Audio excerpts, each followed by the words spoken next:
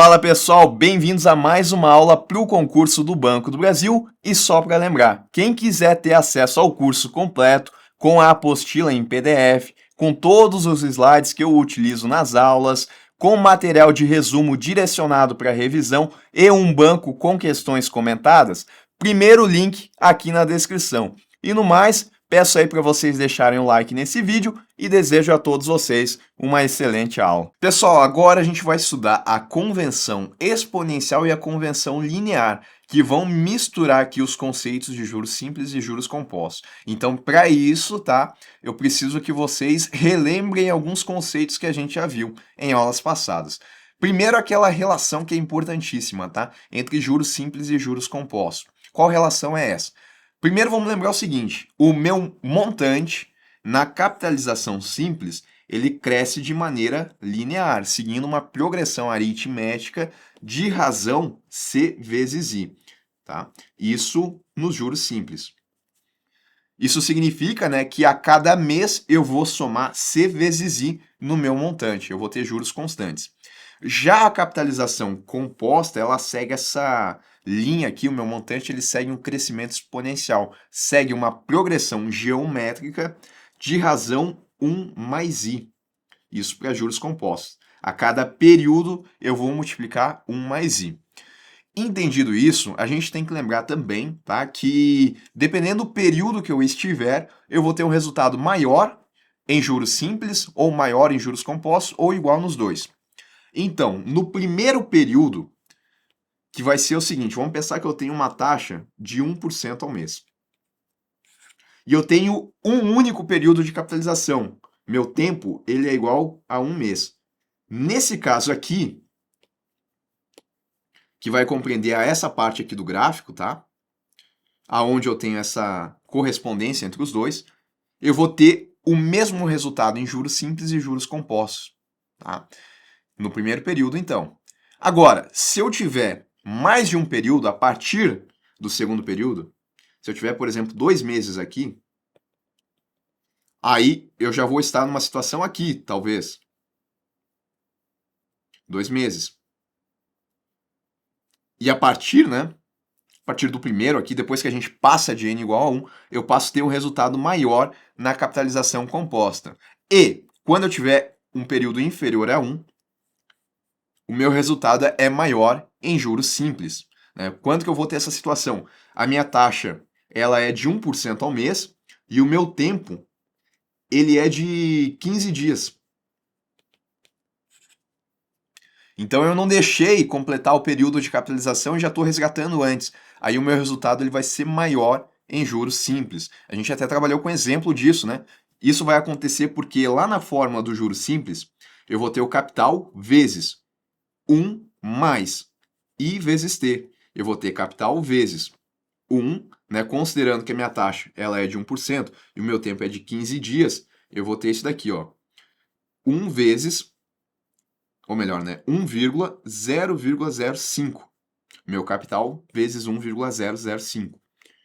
Enquanto que na fórmula dos juros compostos eu vou ter capital vezes 1 mais I elevado na N. Eu vou ter capital vezes 1,01 elevado na 0,5. E o resultado disso daqui vai ser maior do que isso daqui. E isso vai acontecer sempre que a gente tiver o período inferior a 1. Então, o que a gente tem que tirar desse momento aqui?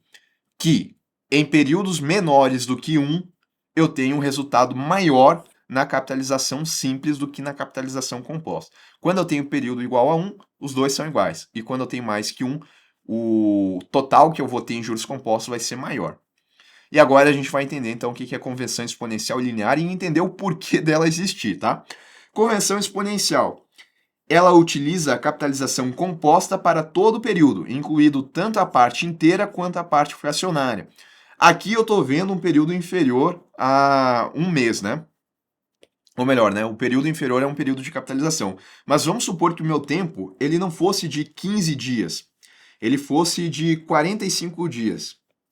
Então isso significaria que o meu tempo, se eu colocar isso em mês, vai dar 1,5 mês. Na convenção exponencial, o que eu faria? Agora eu vou pensar em juros compostos, tá? Eu faria o seguinte, eu faria o meu capital vezes 1,01 elevado na 1,5. Isso é a convenção exponencial, isso é o que a gente já trabalha normalmente, tá? Eu faria isso daqui. E a convenção linear, então, qual que é a diferença? A convenção linear, ela combina os regimes de capitalização composta e simples para calcular o montante em períodos não inteiros. Então, notem que eu tenho 1,5 mês. Qual que é o meu período inteiro? 1 mês. Qual que é o meu período fracionário? 0,5 mês. Né? 1 mês a parte inteira, 0,5 a parte fracionária. Então, na convenção linear, eu vou aplicar a capitalização composta à parte inteira do período, nisso daqui, e a capitalização simples à parte fracionária. Então, na parte fracionária, eu vou utilizar juros simples. Essa abordagem vai resultar em um montante ligeiramente superior em comparação à convenção exponencial, que seria essa daqui, né? Porque, como eu vi que quando eu tenho um período inferior a um período, né, eu estou resgatando antes do primeiro período de capitalização, eu tenho um resultado maior em juros simples. Então, quando eu trabalhar com meses fracionários, se eu quiser ter um resultado maior de montante, é melhor eu utilizar para a parte inteira juros compostos e para a parte fracionária eu utilizar juros simples. Aí eu faço essa mescla das duas e eu tenho a chamada convenção linear, porque a gente vê justamente esse gráfico aqui, né, onde eu tenho esse resultado maior na capitalização simples. Vamos entender na prática, então, como é que vai ficar o cálculo disso daqui e qual que vai ser a diferença que a gente vai ter, tá? Então, Fernanda investiu R$ 5.000 em uma aplicação que rende 2% ao mês no regime de juros compostos. Qual será o montante final caso ela decida manter por 6,75 meses? Então, eu tenho aqui a parte inteira, que são 6 meses, e eu tenho a parte fracionária, que são 0,75 meses. E aí a gente vai primeiro calcular isso na convenção exponencial. Como é que ficaria? Montante, vamos lembrar, ele é o capital vezes 1 mais i elevado na n. Meu montante vai ser o capital, que são 5.000, vezes a minha taxa de juros, ela é de 0,02, né? 2% ao mês. Então, 1,02 elevado na 6,75. Essa é a convenção exponencial, aquela que a gente trabalha normalmente. Então, 5.000, enter, 1,02, enter, 6,75, eleva e multiplica. O resultado que eu vou ter aqui vai ser de 5.715 com 0,6. E aí, claro, né, para eu resolver isso em prova, um exercício cobrar, né, ele vai ter que trazer para nós qual que vai ser o resultado de 1,02 elevado na 6,75, né? Porque é muito ruim de calcular isso à mão. Bom, entendido isso, vamos fazer agora através da convenção linear. Aqui normal, né? Eu trabalho com a parte inteira e fracionária colocando na potência. Aqui não. A parte inteira eu vou calcular assim, utilizando o regime composto. E a parte fracionária eu vou utilizar juros simples. Então, começando pela parte inteira, eu vou ter montante igual o capital, que é 5.000, vezes 1,02, que é a minha taxa de juros, mais 1, elevado na 6. Por que elevado na 6? Porque é a parte inteira. Então, eu vou fazer aqui, ó, montante, ele vai ser igual. Vamos fazer a conta aqui. 1,02, 6 eleva. 1,02, 6 eleva. E multiplica isso por 5.000. Montante vai ser 5.630, com 81. E ainda eu tenho que calcular agora a parte fracionária. Aí eu vou para a fórmula dos juros simples, tá? Deixa eu só puxar para baixo. A fórmula dos juros simples é montante igual capital vezes 1 mais i vezes t. Só que qual que vai ser o meu capital agora? Ele vai ser o montante que eu tive em juros compostos, né? Porque eu estou calculando os juros simples, mas não utilizando como referência o capital inicial lá de 5.000. Não, eu estou utilizando como referência o capital até o mês 6, né? Porque a gente está trabalhando ainda com a ideia de juros compostos. Então, não vou usar os 6.000 inicial lá, os 5.000 inicial lá. Eu vou usar os 5.630 com 81 que eu tive até o sexto período. Vezes 1 mais a minha taxa de juros, ela é 0,02, né? 0,02 vezes o meu tempo aqui, ele é de 0,75. Então, vai ficar montante igual a 5.630,81 vezes, vamos fazer a conta aqui, 0,02, enter, 0,75 vezes. Isso vai ser igual a 1 mais 0,015. Então, montante igual a 5.630,81 vezes 1,015. Meu montante vai ser igual a, deixa eu fazer, 5.630,81. Meu montante vai ser igual a 5.715,27. E aqui eu tenho o resultado final. Então, notem que eu tenho um resultado maior na convenção linear do que na convenção exponencial, porque a parte fracionária aqui eu utilizei juros simples para fazer a conta, enquanto que a parte que é inteira eu utilizei a fórmula normal que a gente usa em juros compostos. E aí resultou essa diferença aqui. Claro que não é muito significativa, porque eu estou trabalhando com poucos meses, com uma taxa baixa e com um capital inicial que é baixo também. Mas daqui a pouco, se eu estivesse trabalhando com uma aplicação, com um empréstimo de 300, 400 mil reais, dependendo do prazo que eu tivesse aí, daria uma diferença maior. Então, por isso que é abordado, por isso que é utilizado por vezes a convenção linear. E, bom, a partir disso a gente pode deduzir uma fórmula, tá? Para facilitar, porque aqui eu fiz separado. É uma maneira de se fazer também. Primeiro eu calculo a parte inteira em juros compostos e depois eu venho aqui e calculo a parte fracionária. Mas o que aconteceu aqui? Eu peguei o montante, né? Ou melhor, eu posso enxergar assim: eu peguei o capital, que é esse 5 mil aqui, e primeiro multipliquei ele por 1,02 elevado na 6. E depois eu multipliquei por 1,015.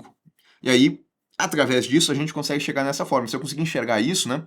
Porque aqui eu só estou montando, colocando cada lugar na fórmula. Mas na prática, o que eu fiz foi isso. Eu peguei 5 mil, multipliquei por isso e multipliquei por isso. 5 mil vezes 1,02 elevado na 6 vezes 1,015. Mas como é que eu chego nisso? Aí tem essa fórmula aqui que ela é mais direta, tá? O meu montante vai ser igual ao capital, 1 mais a taxa de juros, tá? Então vai ser vezes 1 mais a minha taxa de juros, que ela é de 0,02, elevado. Esse z aqui é da parte inteira, tá? Qual que é a parte inteira? A parte inteira, deixa eu só apagar aqui. A parte inteira, nesse meu exercício, são os 6 meses. Então, os 6 aqui. Vezes 1 mais a parte fracionária, que é 0,75, vezes a minha taxa de juros, que é 0,02. O meu montante aqui, ele é de 5 mil. Então, 5 mil vezes isso tudo aqui, né? Vai ficar 5 mil vezes 1,02 elevado na 6 vezes 1,015.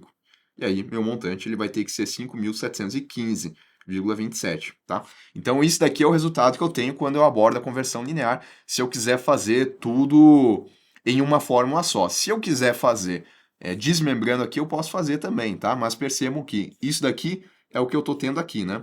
Foi exatamente isso que eu calculei aqui. E isso daqui é o que eu estou tendo nessa partezinha da fórmula aqui. Vamos para outro exercício para a gente ver de novo, tá? E consolidar de vez esse entendimento. Lucas aplicou 8 mil reais em um investimento que rende 4% ao bimestre. Então, capital, 8 mil, que rende 4% ao bimestre. I igual a 4%. Vou colocar assim, 4% mesmo. 4% ao bimestre. No regime de juros compostos, qual será o montante final caso ele decida manter por 5,5 bimestres? Então, de novo, eu tenho a parte inteira e a parte fracionária. A parte inteira são 5 meses, 5 bimestres, e a parte fracionária é 0,5 bimestre, que seria um mês, né? Mas tudo bem. Vamos lá, convenção exponencial. Começando por ela.